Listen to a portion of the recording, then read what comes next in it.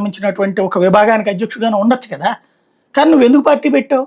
తెలుగుదేశం వైసీపీలకు వ్యతిరేకం అన్నావు కదా. కానీ నువ్వు వచ్చేటప్పటికి కేవలం నేను వైసీపీకి వ్యతిరేకం, జగన్కి వ్యతిరేకం. మళ్ళీ వైసీపీలో బొత్స మంచోడే, బాలినేని మంచోడే, సామినేని ఉదయభాను మంచోడే, ఒక్క జగనే చెడ్డోడు. ఎట్లా అంటే నాకు నచ్చలేదు అంతే. రాజశేఖర్ నాకు నచ్చలేదు, కానీ ఈయనకి నచ్చలేదు కాబట్టి జనానికి నచ్చకపోవడం లేదు. కానీ ఒక్కటి సార్, ఆంధ్రప్రదేశ్ లో టీడీపీ వైసీపీకి జనసేనకి డిఫరెన్స్ ఏంటి అంటే, ఒక మెగా కుటుంబాన్ని ఏమన్నా అన్నా జనసేన కార్యకర్తలు ఊరుకోరు, పవన్ కళ్యాణ్ ఫ్యాన్ ఫాలోయింగ్ అలా ఊరుకోరు, కాపు సామాజిక వర్గం కూడా వాళ్ళ మీద ఏమన్నా వచ్చినా వస్తారు ఓవరాల్ గా రాజకీయంగా. కానీ ఇక్కడ నిజంగా జగన్ మీద ద్వేషం, బాబు గారి మీద ప్రేమ ఎంతవరకు ఉంది? ద్వేషం అయితే ఎలాగా ఉంది, బాబు గారి మీద ప్రేమ ఎంతవరకు ఉంది ఉండే?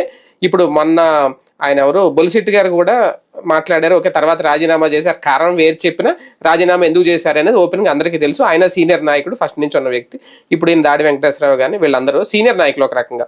వీళ్ళందరూ ఓపెన్ అవుతున్నారు అంటే ఇంకా ఆయన కంట్రోల్ చేయబట్టి కంట్రోల్ అవుతున్నారా, లేదంటే ఇది ఏదో టైంలో బరస్ట్ అవుతుందా? ఇప్పుడు నాయకుడు అక్కడ వాళ్ళ మీద వాళ్ళని ప్రేమిస్తుంటే వీళ్ళు మాట్లాడే ఏంటి ప్రయోజనం?